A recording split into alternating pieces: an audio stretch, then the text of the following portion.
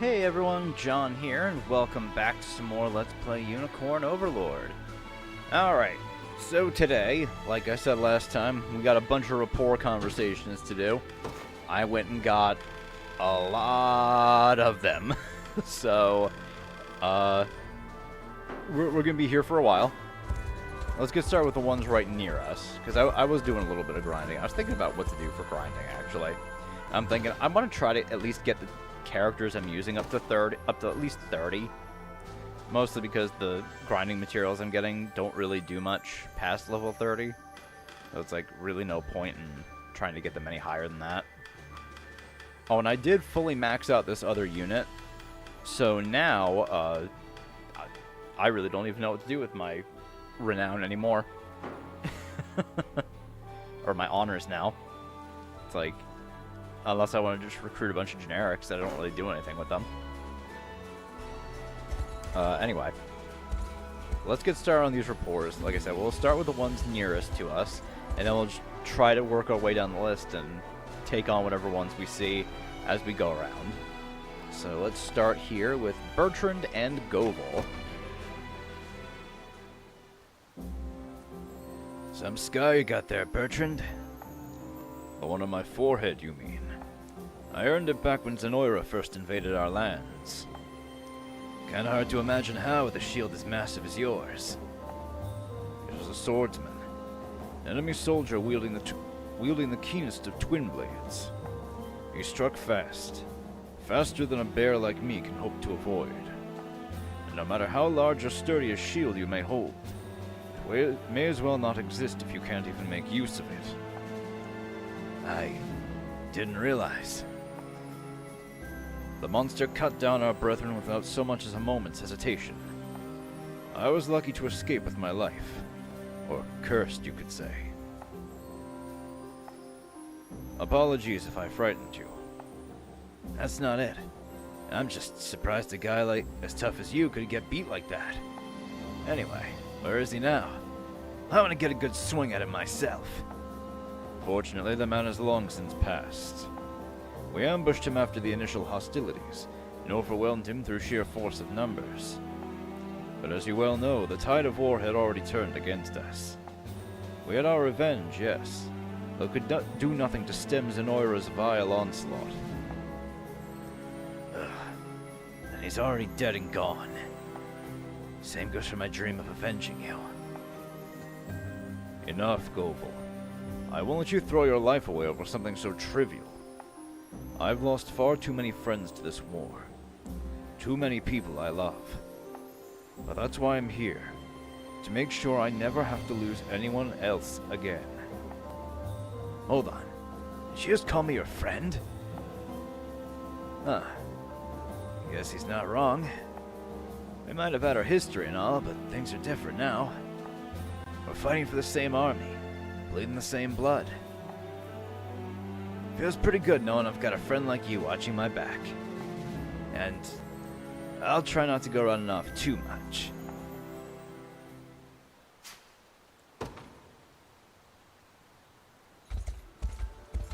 Alright, here... Oh, more Goval.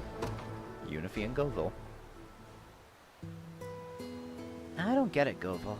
How is your fur always so nice and clean all the time? Do you do something specific to take care of it? Nah, not really. I've barely even had time to groom with all the fighting we've been doing. Huh. Well, if it's already this perfect now, just think about how much softer it'll get once we brush it. You're gonna brush it for me? Oh, Sorry. A wolf like me is not supposed to get excited over that kind of stuff. So don't go thinking I'm gonna roll over and show you my belly. And I'm not gonna go rubbing my face on your brush like a damn house cat either. Still, I know you only offered out of the kindness of your heart. So if you seriously want to do it, I guess I wouldn't mind. At least for a bit. Wow, really? Oh, I can't wait. Let's just do it somewhere away from camp, yeah? Think I'd just about die on the spot if someone saw us. Oh, that was cute. Oh, man. Just wants to get brushed. Man, I really just started in the whole Goval cluster, huh? What frigid wastes these are. In the desert, my shield grew hot enough to roast a steak. Yet here, I fear it's better suited as a children's sled. Hold on. You saying you cooked food on that thing? Anyhow, you're better off throwing on more layers if you're cold. They got plenty of nice warm clothes over in town. I welcome the advice, but I often struggle to contend with the crudity of winter attire. Oh yeah? Got opinions on how crude my fur is too? Apologies, that's not how I meant it. It's merely the sensation on my skin which I find disagreeable. In my homeland, it is tradition to dress in highly intricate fabrics for banquets and other noteworthy occasions. One such textile is a thick ring of fur which drapes around the wearer's neck. Though having worn it once myself, it felt more akin to a wool-bound snake rather than proper clothing. Indeed, the garment wriggled around my neck with such bristly ferocity, I could hardly sit still all evening. Sounds pretty funny when you put it like that. This bring back any memories? Sir Goval, please, keep your fur at arm's length, I beg you. Sorry, couldn't help myself. Though, I suppose I have forgotten the cold for a moment. You have my thanks, brave wolf. Sure. Don't mention it. Fucking alright, man.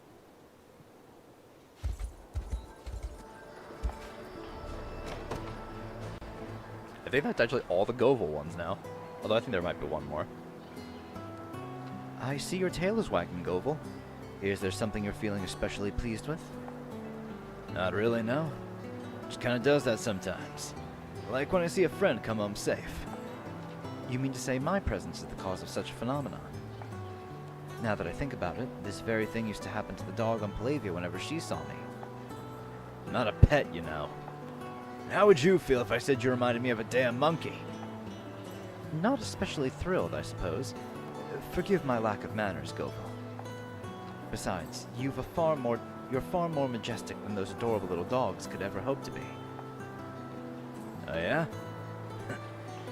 Think I could get used to majestic. Not that I blame you for thinking a puppy's cute. Same thought crosses my mind whenever I see a little human running around town. Just can't help going over to ruffle their hair, you know? Somehow I struggle to imagine that. Wouldn't dream of treating an adult like that, though. I suggest you start thinking the same.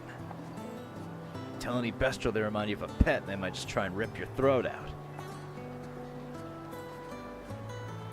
The wag of his tail appears to say otherwise.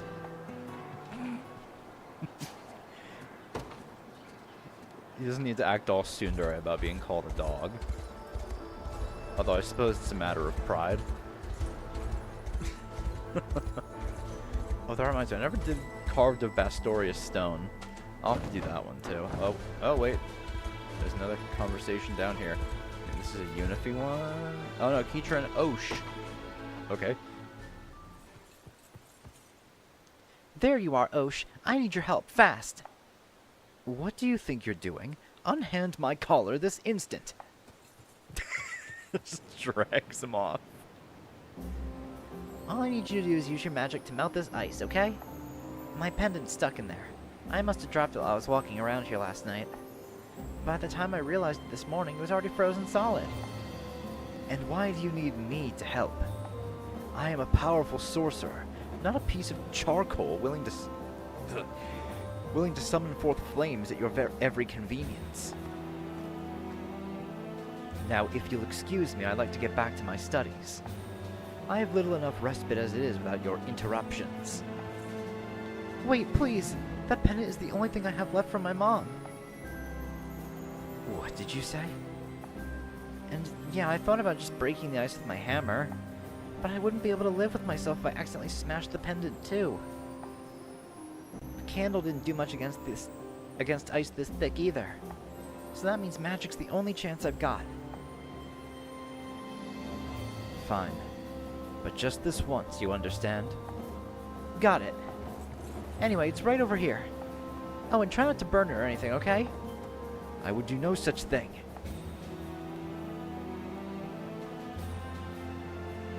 Thanks again, Osh. And just let me know if you ever want a hand with something. I'll come running anytime you need me.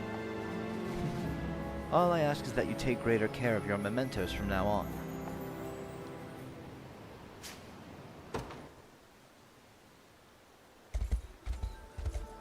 Oh, there's one down here as well. Oh, Elaine and Dina. Got a favor I need to ask you, Elaine. What is it? I want you to promise me you'll protect Unify no matter what happens. And I would be glad to do so, Dina. But where exactly is this coming from? She's one of the nicest people I've ever met. Always has been. Any fight she sees, she'll go jumping in to break it up. When a friend gets hurt, she's always the first one rushing to help. And when you've got something to celebrate, she'll be right there celebrating with you till the sun goes down. If anyone deserves the best that life's got to offer, it's her. I know exactly how you feel. Then there's your answer. Oh, and one more thing. If you ever have to pick between saving my life or saving hers, well, you know what to do. But don't make me ask you again. I won't. Just know that if such a situation ever arose, I would do what it took to protect you both. Appreciate you saying that. But this promise of ours only involves her. As long as she's safe, that's all that matters.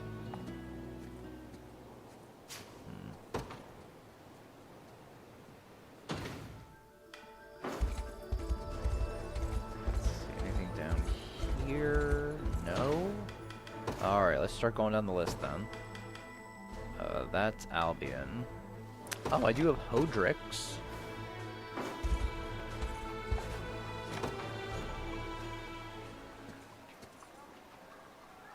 The night air is bitter indeed, your highness. Please, return with me to the warmth of town.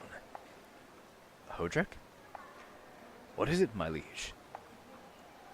I know I shouldn't speak of such things, but at times I find myself stricken with worry. A fear of what horrors might transpire, should I ultimately fail in my campaign against Galerius. In that case, allow me to share with you a tale of my own failure. Long ago, a few fellow soldiers and I shared in a drinking contest to determine which of us could best hold our liquor. Yet no matter how many flagons of mead crossed our table, none of us three would yield even an inch. Who won in the end? None of us. One fell down the stairs of the tavern, his face pouring forth a river of blood. Another found the sight so utterly amusing he wet his trousers amidst unbridled laughter. The third lost command of his faculties entirely, and awoke in the morning naked in a nearby lake. 'Twas deemed a draw, as you might expect. What a terrible evening. It was, yet not as terrible as the scolding from Sir Joseph which awaited us the next day. Forgive me, I don't mean to make light of your suffering. Yet I fear I can't help myself. How I wish to have been a modest moth on that tavern wall. This was fortunately all before you were born, of course. To be honest, it's difficult to even imagine a time when you stood an unruly youth like any other.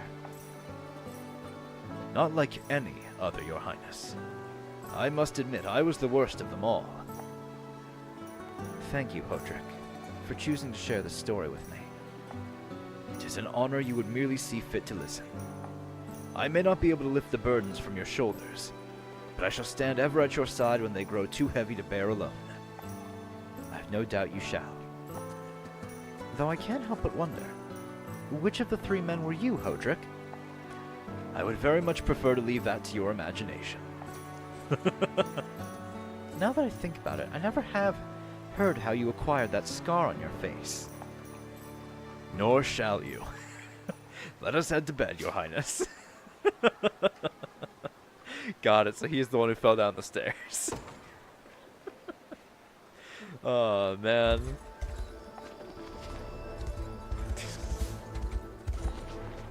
Oh, that was a good one. Oh, Elaine and Bertrand. I'd like to give you these, Prince Elaine. Bastorius is a cold place indeed, but perhaps a pair of mittens can make it a little warmer for you. I appreciate the thought, Bertrand. Thank you. And this is some armor commonly used by the bear bloodline, though even a human should have no trouble wearing it. 'Tis a kind gesture, yet I'm not certain I'll even be able to move under the weight of such heavy equipment. A fair point, yes. Forgive me the imposition. I merely wish to prepare for any possibility, so I never again come to regret not doing so. And I value that input. But I promise you, all of us are doing everything we can to ensure we live to see another day. My son gave the same assurance, moments before he marched to his own death. I'm sorry for making you relive such a painful memory. Don't apologize. To be honest, the reason I've been so insistent on helping you is because of how deeply you remind me of him. But it's clear now that my concern is unneeded. That's not true at all. If it brings you peace of mind, I would gladly accept any kindness you're willing to give. Thank you, Prince Elaine. It is a true honor to fight beside one as open-hearted as you.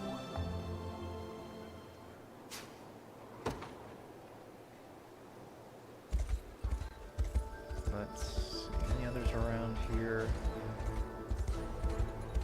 You see something down there. Let's go check that one out then. Or maybe not. Okay, well, okay, I guess we're just walking around Bastorius for this. Monica and Ramona. Have you heard the rumors, Ramona? They say a local witch is selling a handcrafted love potions over in that town over there. Oh, I hadn't realized you'd taken interest in such frivolous topics. 'Tis not the effect which draws my gaze. If anything, I fear this potion conceals a tonic with more wicked purpose than we're led to believe. I suppose it's possible, yes. Perhaps we should take a moment to investigate. I would very much appreciate that.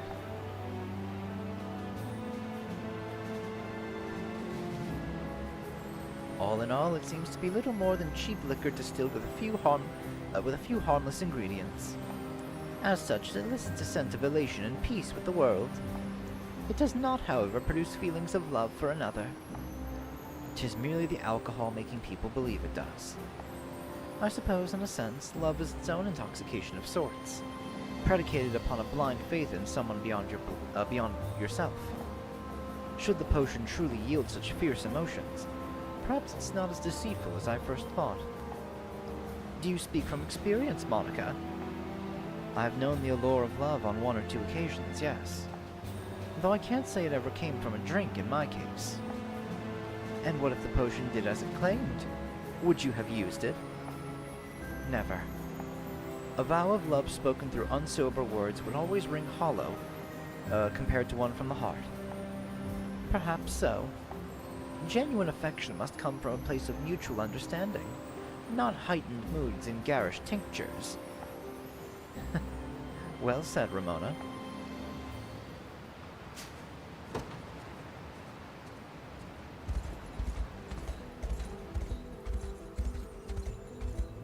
Let's see. Where were these over here? There's one of them. Oh, Unified Bertrand. Hey Bertrand, want to hear some new battle strategies I've been working on? You've been doing this whole war thing for years now, so I thought maybe you'd have some good insight. I would be glad to. An elder like me could never turn down the opportunity to instruct his younger generations. Thanks.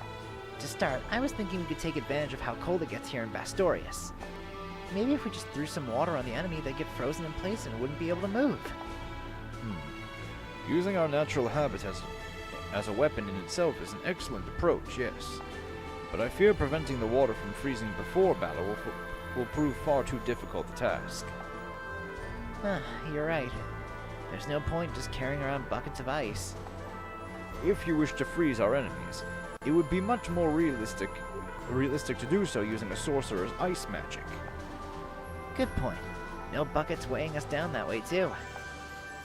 Now on to my second idea. Let's say we're trying to figure out where an enemy's base is. Well, why don't we just slip a scrap of our clothes into their pocket and follow the scent all the way back? Another fascinating tactic. Isn't it? I got the idea from a book I was reading. Though that was actually about dogs tracking smells, not bestrels. It may still prove an effective method either way. Though trying to use it against an enemy with noses as keen as ours will only risk our own safety in return. I hadn't thought of that. A wolf bestrel will be on us in no time. Well, this strategy stuff is impossible. Perhaps. But you mustn't discount yourself either. You have strong ideas, Unify. Albeit somewhat bizarre ones. More than anything, I think it's truly amazing just how much thought you've put into this. Thanks, Bertrand. I knew I made the right choice coming to you. You mind if we do this again once I think of more ideas? But of course. I'll be here anytime you need me.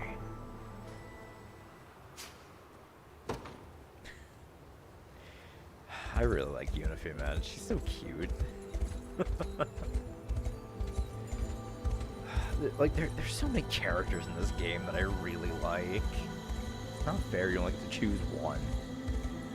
Oh, wait, something over here. I think that's another Bertrand one. Oh, Bertrand and Leia.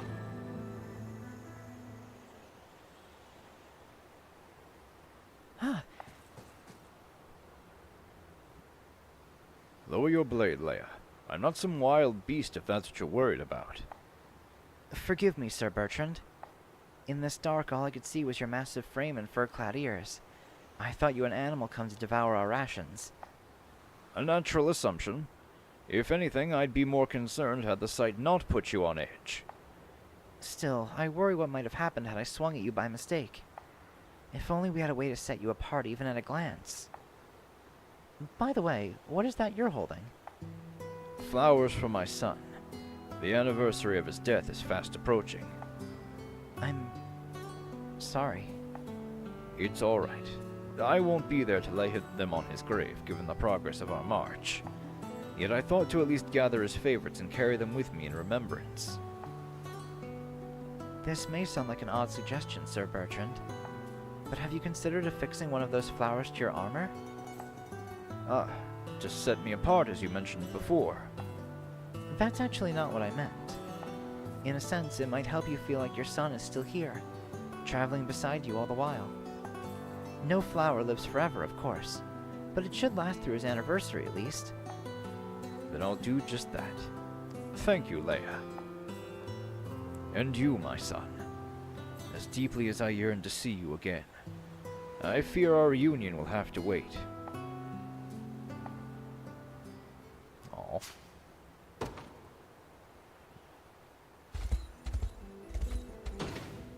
Alright. Let's keep heading down the list then. So, no, the Joseph one is Albion 2. Alright, what other ones did I have with Elaine? Oh, Selby and Virginia's as well. This should be Selby's.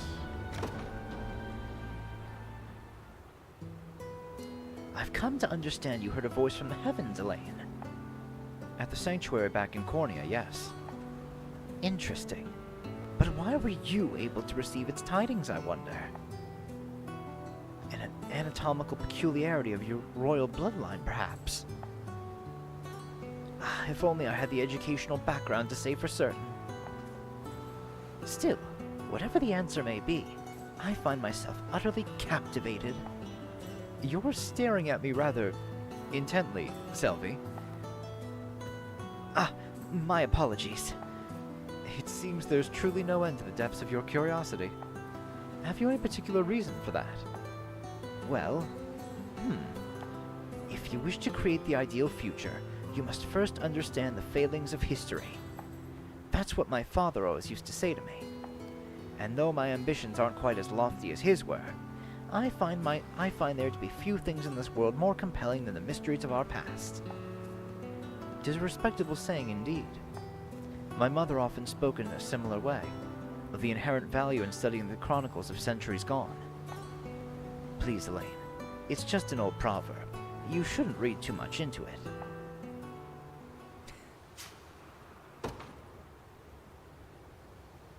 Well, still, it's a good lesson, though. Learning from the mistakes of the past. Alright. Oh, is her last one Albion too? Man, a lot of last ones left behind Albion clears.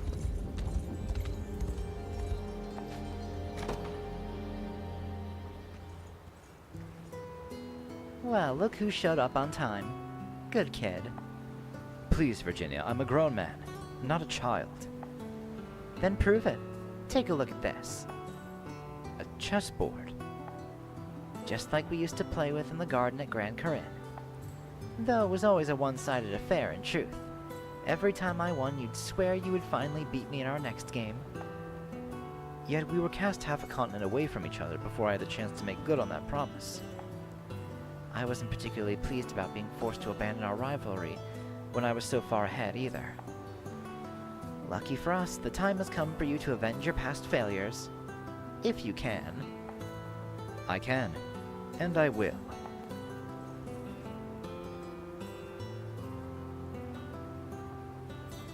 You really have gotten a lot better, Elaine. I suppose all this time commanding an army has given you a keener eye for tactical maneuvers. But why do you seem so upset about winning? Tell me something, Virginia. Did you not have anyone to play chess with when you were taking refuge in Drakenhold? I didn't. They treated me well, of course, as an exiled prince from their fallen neighbor. But even as a young girl, I knew the time for games was long over. You're the last person I faced off against back in Grand Corinne. But that makes it all the more fun to revisit now. Why are you crying? Forgive me. It's only that your strategy remains the same as it was all those years ago. It is a cruel reminder of what this war has stolen from you. The opportunity to enjoy life as every child should. You really are a strange one, Elaine. You don't show a hint of emotion over the things said about you. But here you are, shedding tears for me. As if you're any different.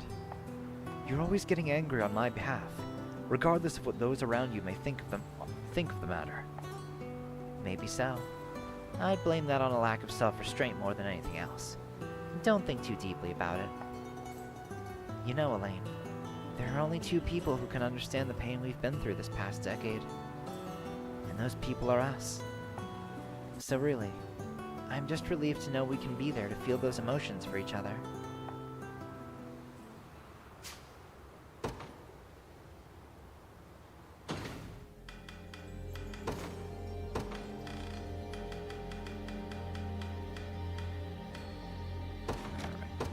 Elaine and Prim. Oh.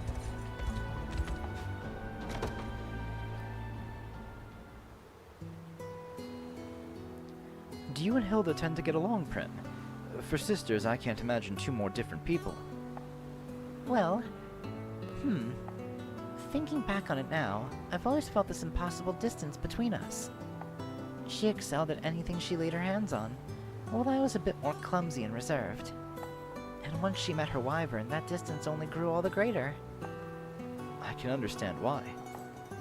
Though I'd often watch from afar, whenever she went into the mountains to greet her newfound friend. All I wanted was to be close to her. But being the portly girl I was, I feared the wyverns were more likely to eat me than welcome my presence. I hadn't realized they feed on humans. Oh, they don't. I was just young and afraid more than anything. Life went on as normal for a while, Hilda braving the mountains alone with me following behind at a distance. Until one day a band of wyvern poachers found me and took me captive. How did you end up getting away? Hilda and her friend came to rescue me, of course. And from that day forth, the three of us spent time together just about every day. Meaning you finally had the bond of sisterhood you desired. Exactly. Or at least, I did. The plague struck our home not long after, and I left the region in search of anything that might lead to a cure. But that just makes me even happier that I finally got the chance to see her again. Thank you for that, Elaine.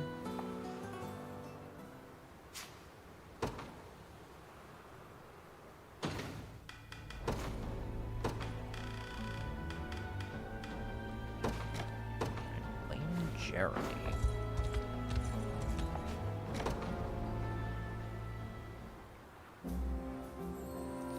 If you don't mind me saying, Jeremy, I saw you risk your life to defend that of an ally in our most recent battle. Got that, did ya? The guy was missing a shield, so... However, I've also word of you concealing yourself behind another unit, ensuring they would be the ones attacked and not you. Was such duplicity intentional? Nah, boss. I'm a changed man, you know? And a changed man wouldn't go pushing those kids up to the front line. Do you mean to imply they stepped forth of their own volition, and that you trusted in their ability to defend themselves? I wouldn't complain if that's how you wanted to put it. But think about it. If the folks I was standing behind got an arrow in their necks, who do you think would be next? Me. Whatever you think of the way I do things, I'm not stupid. Then I've little choice but to believe your words. Though even if you judge them capable enough to handle it, I ask that you never hide behind your allies in such a manner. Wouldn't dream of it. And, Jeremy, I would also ask that you not place yourself in harm's way for the sake of those less skilled than you. Yeah, don't worry. Wouldn't dream of it. Same as I said before. It's almost strange how well he listens, given everything else. Yeah, he's a strange one. As we've seen in his rapport with other people. Oh, that's also... Man, Magellan's is locked behind Albion too? That's crazy. Alright, Gloucester. Got another one here too.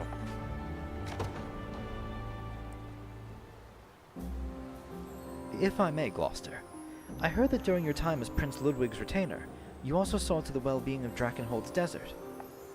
Yet the distance between Soldraga and the southern reaches of the nation are great indeed. Why would you agree to such duties? When I was still but a child, too young to even remember, in truth, my parents were rescued while stranded in the desert. As such, I've always felt an indelible debt to the kind people of those sands. A debt which only grew when my sister married a man from the region. She had accompanied Prince Ludwig on a survey of its dunes, assuming the role of his attendant amidst the scorching heat. It was then that she met a handsome young man in one of the desert's many towns. They grew close rather quickly, of course, and were betrothed not long after. But the day of their wedding brought greater sorrow than joy, for the hall was filled with naught but hateful whispers of the man's low-born desert ancestry. Yet rather than worry for themselves, my sister and her fiancé began to fear the world in which they would soon bring children. I knew in that moment that something had to change. That this nation must become a land where all lives are celebrated, not merely those lucky enough to be born into a noble house. Only then will my nieces and nephews know true peace, without the pain of prejudice heavy upon them. 'Tis an admirable dream, Gloucester. Once which I had begun to realize, in fact, until my mind was so cruelly stolen from me. Now all I seek is to bring an end to this war as quickly as possible. And once we have, I can resume my work to remake Drakenhold in earnest. Help me, my prince, and together we shall win a brighter future for this land, and all its people. My blade is ever yours, Gloucester. I mean, for a goal as noble as that, of course.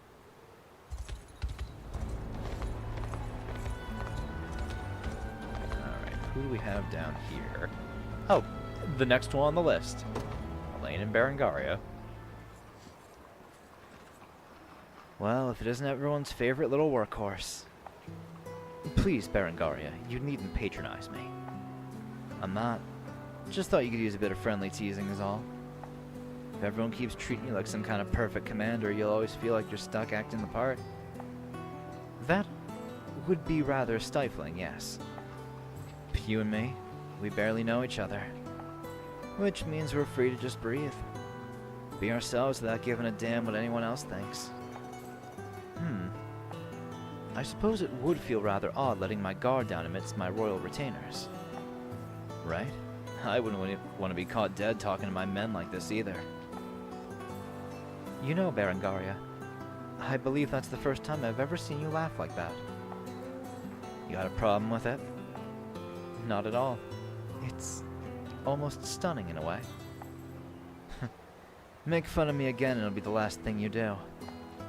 That's not my intent, I assure you. Just a little friendly teasing, as you put it. But I promise I meant every word. Me. Stunning, huh?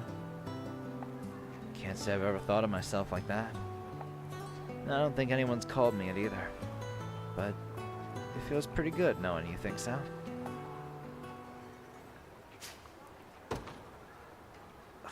Again. Why are there so many characters in this game that I really like, man? I really like Berengaria. Oh, she's great too. Again, not that Scarlet still isn't my favorite. Or it... What am I trying to say here? I'm not trying to say that Scarlet isn't my favorite. She is. But, you know, it's not an easy choice. Anyway, hey, Elaine and Tatiana.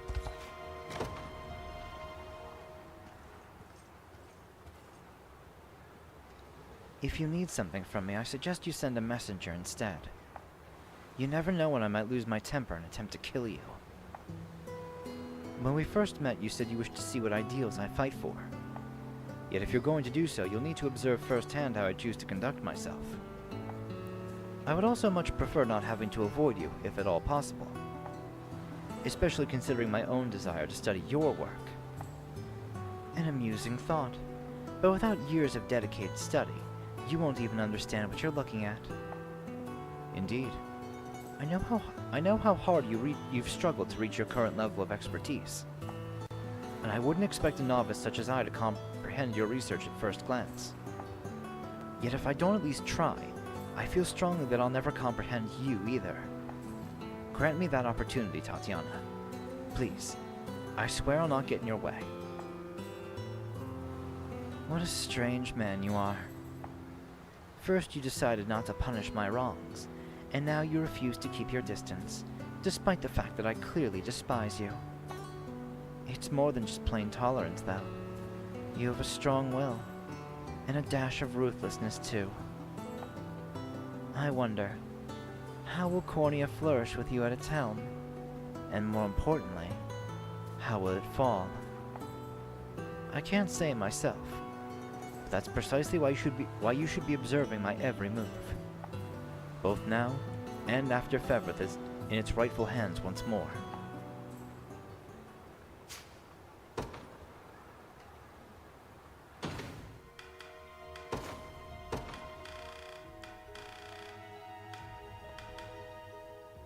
Right, I did max out Rosalinda and Eltalinda's as well. Then Oclese, Unifi, and Renault. Why is Renault all the way at the bottom? Alright, man. Oh, so actually, since I'm getting a, I guess, third rank with a girl, and we're gonna see something interesting here.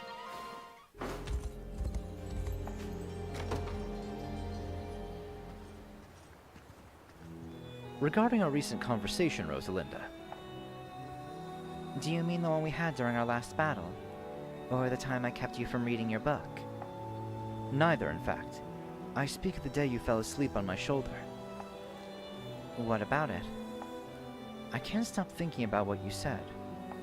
How you wished that you had been Turanos, so that Eltalinda would never have come to harm. Yet despite your attempts to laugh the matter off afterward, I can tell you truly meant every word. You would rather be hurt yourself than see someone you care about experience the same. Moreover, you would gladly bear such pain alone before you ever considered sharing it with another.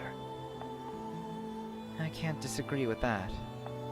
If I had to choose between me and Eltalinda, I would pick myself every time. It tormented me to no end, the horrid way that Sonoira sunk their fangs in her. But now I have the chance to ease her agony, to shoulder her burdens however possible. So trust me, it's better that way. You're wrong. You speak of torment, of the agony you would be willing to bear in her name. But where would that leave you, Rosalinda? Knowing the length of an elven lifespan, your suffering would surely endure for a great many years. I won't let you consign yourself to such a wretched fate. That must sound absurd coming from me. Compared to you, I'm akin to a newborn child, ignorant to the ways of the outside world. All the same, I can't abide the thought of you weathering these wounds alone for even a day, let alone the rest of your life. Well, isn't this a surprise? I've never met a human with as much insight into the sorrows mankind can face. 'Tis a good thing you sleep talk, then. I dare say I'd not have realized without it. All that from a few mumbled words. Very well, Elaine. I'll do as you ask. But might I make a request of you as well? What is it? Stay at my side, and stand watch over my actions. That way I'll know for sure I'm not trying to shoulder everything alone. It would be my greatest honor. Thank you, Elaine.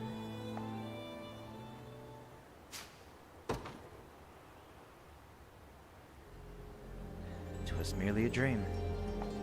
I've already performed the rite of the Covenant, and I'd best not consider betraying it. So yes, that is how they frame certain conversations after you've done the Covenant.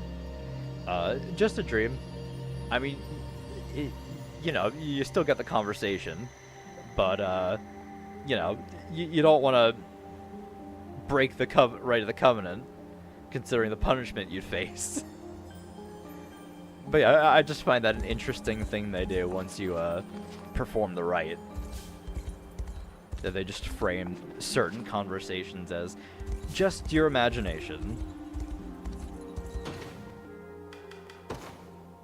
Yeah. Alright. Well, we're about to see another one of those.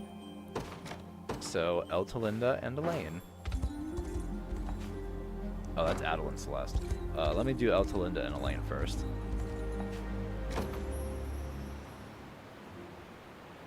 Oh. Yeah, easy to see this one's just a dream too, huh? Eltalinda? What is it, Elaine? Forgive me the outburst, but I can't say I much expected you to embrace me like this. It's a method I learned from one of my retainers. According to them, the best way to show a deep affection for someone is by holding them close and not letting go. That's not entirely incorrect, and yet... You find my actions odd. I understand. It's a difficult matter indeed to accurately study customs not found within Elheim's borders. Ah, that explains why you seem so uncomfortable in doing so. You're blushing, Elaine. It appears we both are, yes. Perhaps I should have known this would be a struggle. How do you mean?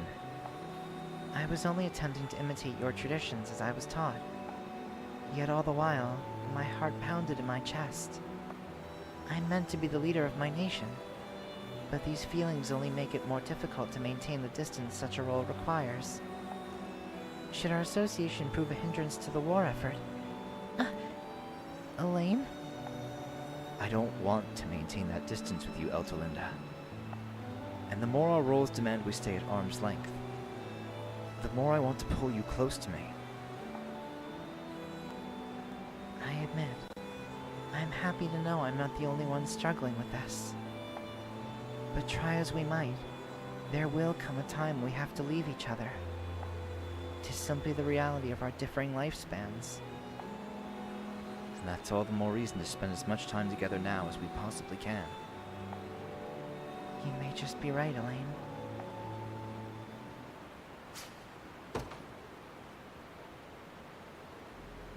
It was merely a dream. Eltalinda's rapport with Elaine is also a really, really cute one. Man.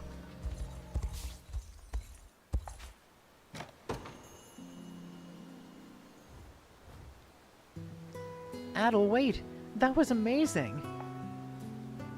Sorry, what are you talking about exactly? Our last battle, of course. The jabs of your spear, your russet locks flowing in the wind?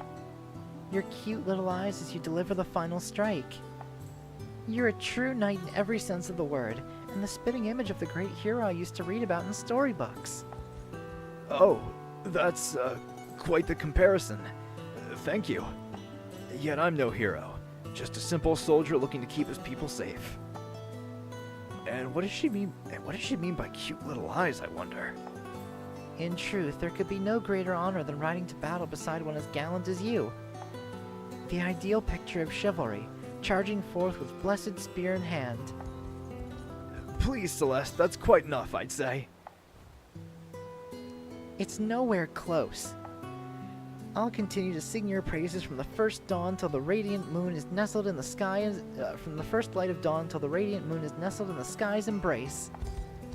How am I meant to respond to such fearless flattery? I beg you, no more. No more! You're embarrassing the man, Celeste. Oh, perhaps I let my emotions get the better of me. But he truly does look like the hero from my book. The valiant adventures of the Red Squirrel Knight. A fierce rodent warrior, marching to battle astride a faithful canine steed. I can imagine nothing more wonderful. I feel like Adol might have a sudden change in mood had you told him that part of your admiration. Oh. Oh, that was cute. Alright, Helene and Oclise.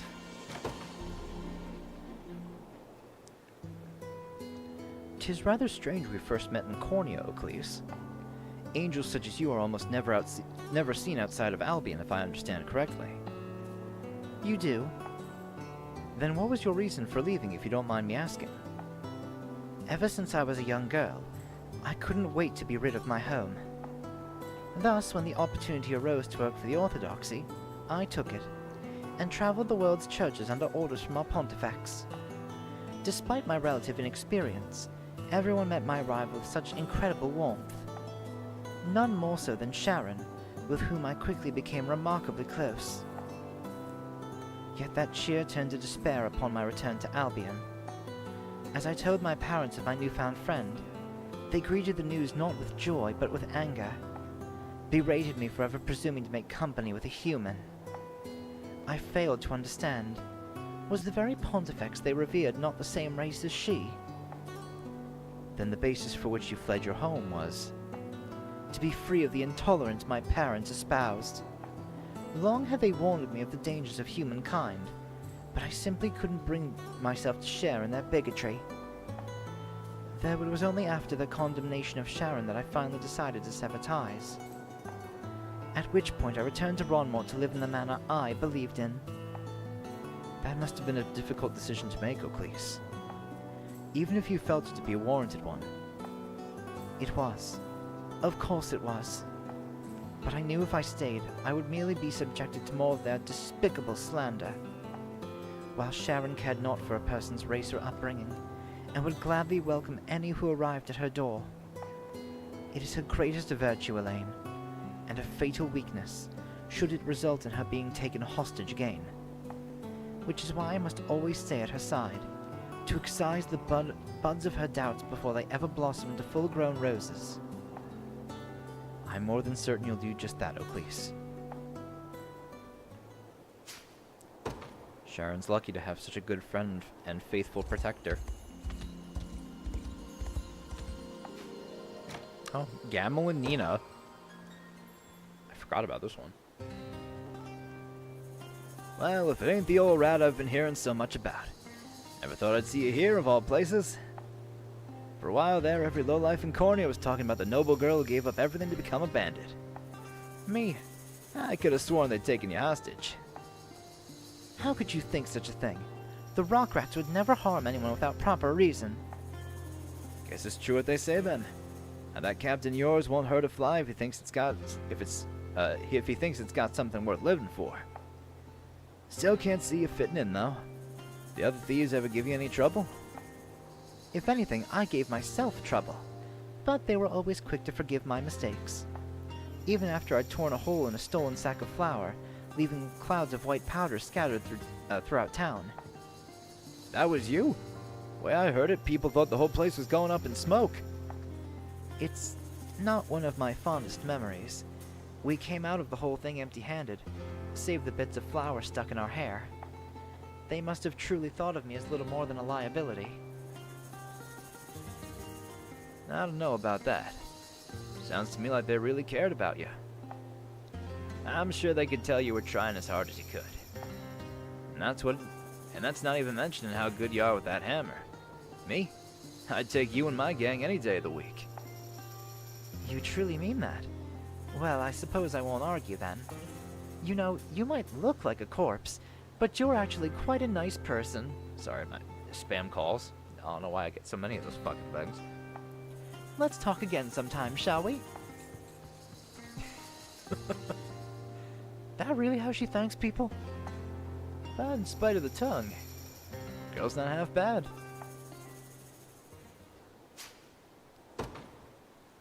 I think they actually have, what, a chain of 3 now that I think about it? Where are you, Nina? Oh no, that was the only conversation they have. Oh no, I'm thinking of her and Bryce. They have a chain of 3. I don't know why I thought it was him and,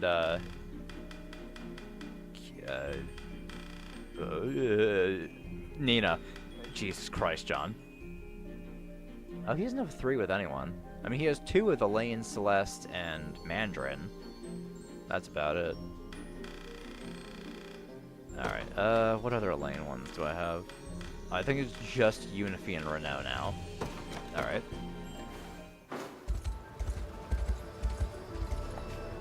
Ooh, what's this? Ooh, camping set large.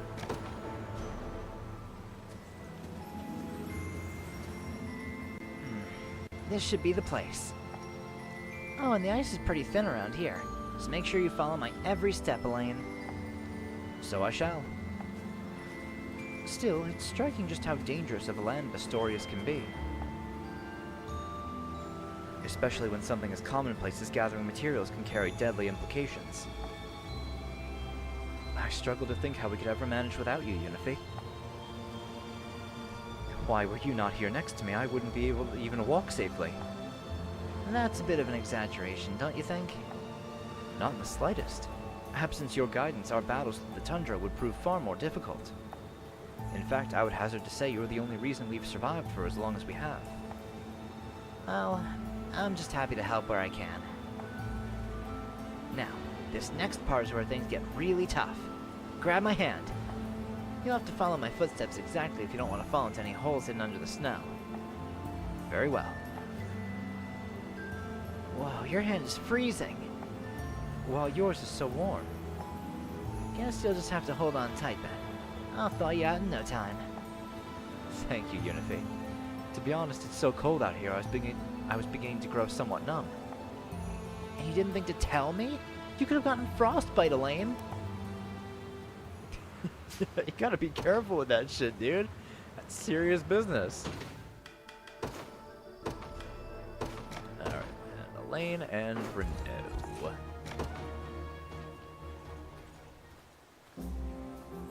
Hello there, Renault. Regarding our training earlier. Your Highness, please. You ought not make a habit of engaging me in conversation. I fear you may mistakenly be struck by a stone originally intended for me. Someone has been casting rocks at you. Not yet, but many in these lands surely harbor great resentment for the deeds I've committed. Then should a stone come your way, I shall parry it, and advise the culprit to never do such things again. Nobody deserves to live under the constant threat of attack, Renault. That includes you. Forgive me the impudence, Your Highness, but at times that kindness is akin to a thorn in my heart, driving itself deeper with every word.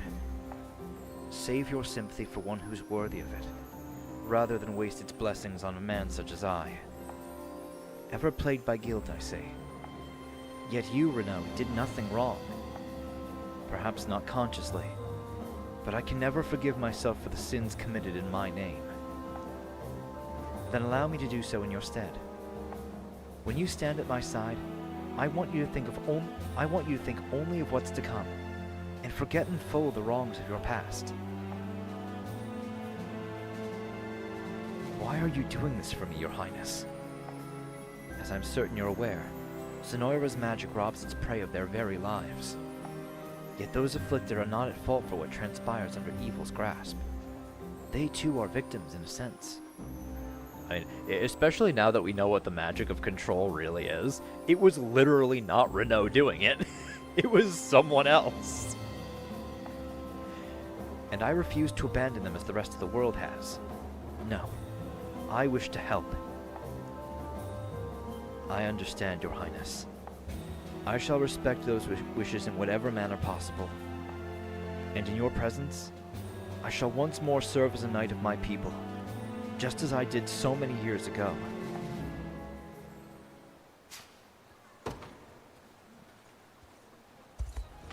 Alright. So I think I'm actually going to split this up in into at least 2 episodes. Because we're at 56 minutes already. Oh, there's a whole chain of 4 right here. Whose are these? Oh, these might be Clive and Adel. Oh, I didn't mean to talk to you, young lady. Clive and Monica. Oh, Morden and Keecher are down here, too. There's one over here, too. This is Clive and Morden. You know what? I'll save those for the next episode, and even one up there, too. We'll start over here for the next episode. But I think for now, before I end it off, I did want to do Carved of Bastorius Stone. So it is pursue the beasts from small to large.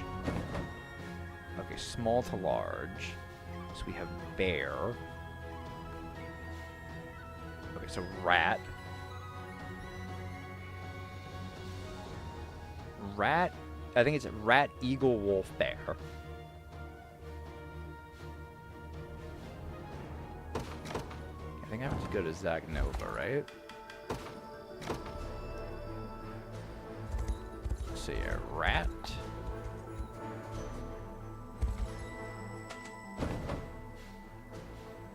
Next should be eagle.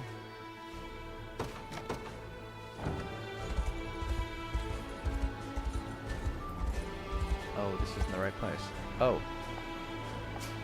Okay, camping set. Oh, let me travel to you.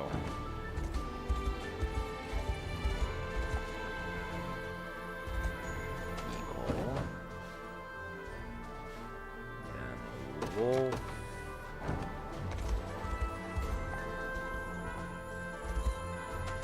And bear. I think I need to take this ship, right?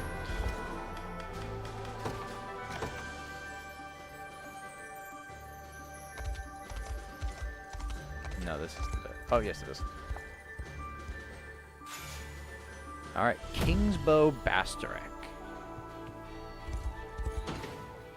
I don't think that's better than any bows I currently have, though, is it? Definitely not better than Rolf's bow. I think who else uses bows that I use? What's the bow Unifi has? Frostbloom bow. Oh, that's 25. I'd rather have the Frostbloom blow on it. A Frostbloom bow, honestly. Like, her stats go up, sure. But I like her having all that evasion and crit rate. Damn. 84 evasion. I should have her on the front lines.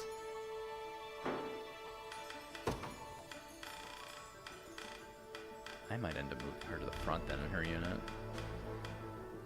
I should get her a silken scarf too. Is there anyone I want to give this bow to?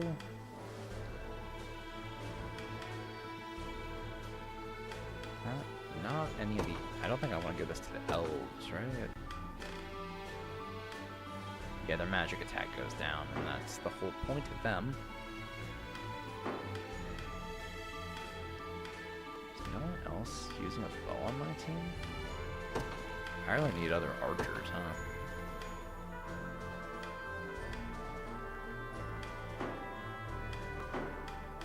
Alright, I guess I'll hold on to it. I'll probably make another unit. I'll probably give it to Mandarin then. With that other unit I built.